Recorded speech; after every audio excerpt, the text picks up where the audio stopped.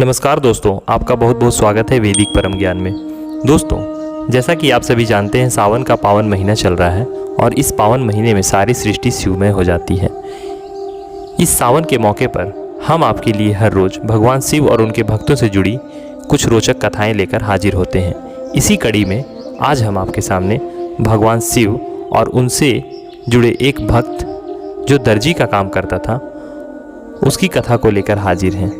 तो चलिए जानते हैं कि क्यों भगवान शिव को अपने भक्त को दर्शन देने के लिए धरती पर आना पड़ा। वीडियो में आगे बढ़ने से पहले अगर आप हमारे चैनल पर नए हैं तो कृपया हमारे चैनल को सब्सक्राइब करें और बेल आइकन भी प्रेस करें। तो दोस्तों, यह घटना उत्तर प्रदेश की है, जहां एक रघु नाम का व्यक्ति रहता था जो सिलाई बुनाई का काम किया करता था और उसी से अपने परिवार की रोजी रोटी चलाता था। एक दिन की बात है, रघु के पड़ोस में एक मुस्लिम व्यक्ति रहने के लिए आया। उस व्यक्ति को रघु से बहुत समस्या थी, क्योंकि रघु अपना काम करता था और साथ ही साथ भगवान शिव का नाम भी लेता रहता था। इस पर वह व्यक्ति कहता था कि उसकी नींद इससे खराब होती है, क्योंकि रघु काम तो करता ही है, साथ ही साथ भगवान का नाम लेता है, जिससे उसकी नींद पूरी नहीं हो पाती है। दोस्तों, जैसा कि आप जानते हैं कि भगवान अपने सच्चे भक्त की परीक्षा जरूर लेते हैं। ऐसा ही कुछ हुआ रघु के साथ। एक दिन जब रघु किसी काम से दूसरे शहर गया हुआ था, तब वह व्यक्ति रघु के घर में घुस गया और उसकी सिलाई मशीन को चोरी करके ले गया। जब रघु वापस लौटा तब उसने देखा कि उसकी सिलाई मशीन नहीं है। तब वह बहुत परेशान हो गया और इधर उधर काफ़ी ढूंढा, परंतु उसे सिलाई मशीन नहीं मिली। हार कर महादेव के सामने बैठकर रोने लगा। उसने यह सोचा कि शायद भगवान की यही मर्जी होगी, इसीलिए उसने पुलिस में भी इसकी शिकायत नहीं की। उधर जब वह व्यक्ति मशीन लेकर अपने घर पर पहुंचा और अगले दिन सोकर उठा, तब उसने देखा कि उसके एक हाथ में छाले पड़ गए हैं और बहुत जलन हो रही है। तब वह डॉक्टर के पास गया और डॉक्टर से बोला कि मैं कल रात को जब सोया था तब तो ऐसा कुछ भी नहीं था, परंतु जब आज मैं सुबह उठा हूँ तो मेरे हाथ में काफ़ी तेज जलन के साथ यह छाले पड़ गए हैं। डॉक्टर ने अपनी सूझबूझ से उसका इलाज कर दिया और कहा कि आपको थोड़े दिनों में आराम मिल जाएगा। जैसे ही उसके छाले ठीक होने लगे, उसके दूसरे हाथ पर पहले से भी ज़्यादा बड़े और गंभीर छाले पड़ गए।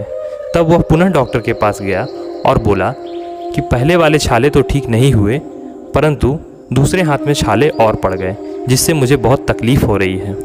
डॉक्टर समझदार भी था और साथ ही साथ विद्वान भी।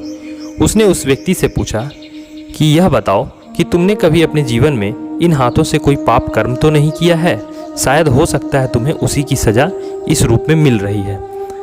डॉक्टर के काफ़ी समझाने पर वह व्यक्ति डॉक्टर को सारी बात बता देता है कि उसने अपने पड़ोसी की सिलाई मशीन को चुरा कर अपने घर में रख लिया है, जिससे वह अपनी रोजी रोटी चलाता था और अब वह काफ़ी परेशान है। इसके अलावा उसे कोई भी पाप कर्म याद नहीं है। तब डॉक्टर ने कहा कि तुम उसकी सिलाई मशीन उसे वापस कर दो, शायद इससे तुम्हारे छाले ठीक हो जाएं। वह व्यक्ति मौके की ही तलाश में था। जब एक बार फिर रघु कहीं बाहर गया हुआ था, तब वह चुपके से रघु के घर में उसकी सिलाई मशीन को ठीक उसी जगह पर जाकर रख दिया जहां से उसने उसे लिया था। जब रघु वापस आया तो वह अपनी सिलाई मशीन देखकर बहुत खुश हुआ और महादेव के सामने जाकर रोने लगा। वह यह बात समझ गया था कि इस समस्या का हल उसके महादेव ने ही ढूंढा है, अतः वह उनके सामने बैठकर बहुत देर तक रोता रहा। उधर वह व्यक्ति अपने घर पहुंचा और अगली सुबह जब वह उठा तब उसने देखा कि उसके हाथ के छाले भी ठीक हो गए हैं। जब रघु को उसकी सिलाई मशीन वापस मिल गई, तब उसके पास ढेर सारे काम थे और वह दिन रात जुट कर अपने काम को करने लगा। साथ ही साथ वह महादेव से मन ही मन निवेदन कर रहा था कि महादेव उसे एक बार दर्शन दे देते। तभी अचानक उसकी आंखों के सामने अंधेरा छा गया और उसे लगा कि जैसे वह कोई सपना देख रहा है और उसे सामने महादेव दिखाई दिए। वह महादेव को दंडवत प्रणाम करते हुए कहा कि प्रभु, आज मैं आपका दर्शन पाकर धन्य हो गया। इस पर महादेव ने कहा कि तुम बिल्कुल सच्चे हृदय से बिना किसी की परवाह किए मुझ पर विश्वास करते हो और हमेशा मुझे याद करते हो।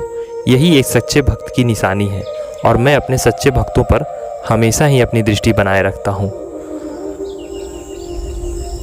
तुम जीवन में कभी भी असफल नहीं हो सकते, इसके बाद रघु ने कभी पीछे मुड़कर नहीं देखा। आज रघु इस दुनिया में नहीं है, परंतु उसके नाती पोते यह बताते हैं कि आज भी वह सिलाई मशीन उनके घर के बाहर रखी है और कोई भी व्यक्ति चाहे तो उस पर जाकर अपने कपड़े सिल सकता है। उनके परिवार का सिलाई का एक बहुत बड़ा बिजनेस भी हो गया है और उनके ज़िले में वह काफ़ी विख्यात भी है। तो दोस्तों, देखा आपने, जब महादेव अपने भक्तों पर कृपा करते हैं तब उन्हें किसी की कोई आवश्यकता नहीं होती है। तो दोस्तों, कैसी लगी आज की यह कहानी कमेंट्स में लिखना ना भूलें और जाते जाते वीडियो को लाइक करें और अपने दोस्तों के साथ शेयर भी करें। आपका बहुत बहुत धन्यवाद।